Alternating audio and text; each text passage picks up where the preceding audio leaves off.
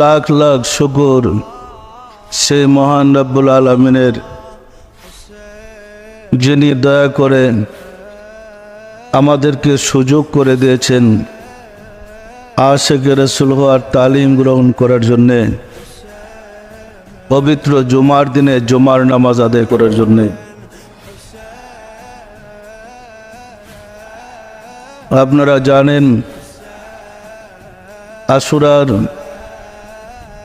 গুরুত্ব এবং তাৎপর্যের উপরে আমরা গত প্রায় 20 বছর থেকেই প্রচার করে আসছি আশুরার গুরুত্ব এবং তাৎপর্য। রব্বুল আলামিনের দয়ায় আমাদের লেখালেখি এবং প্রচারে বিভিন্ন দৈনিকগুলোতে আশুরার গুরুত্বের উপরে বিভিন্ন আর্টিকেল এবং লেখালেখি হচ্ছে। এক সময় মুসলমানদের ধারণা ছিল আশুরা সিয়াদের অনুষ্ঠান। আসলে ধর্ম না জানার কারণে যত সব বিভ্রান্তির সৃষ্টি হয়েছে।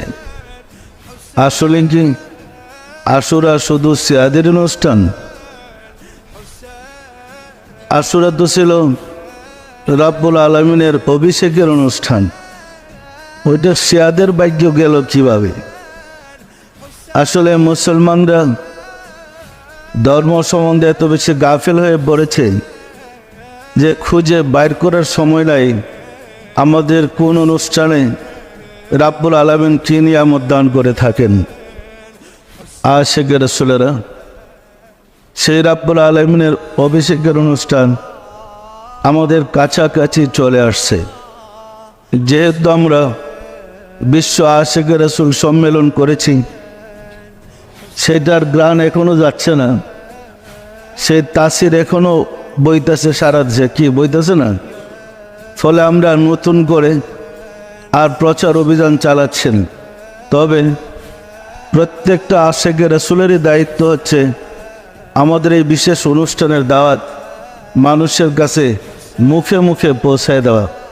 আমরা কি দায়িত্ব পালন করতে পারবো? তাহলে আমাদের আল্লাহর অভিষেকের অনুষ্ঠানের আশিকে রাসূল সম্মেলনের দাওয়াত মানুষের ঘরে ঘরে আমাদের পৌঁছায় দিতে হবে।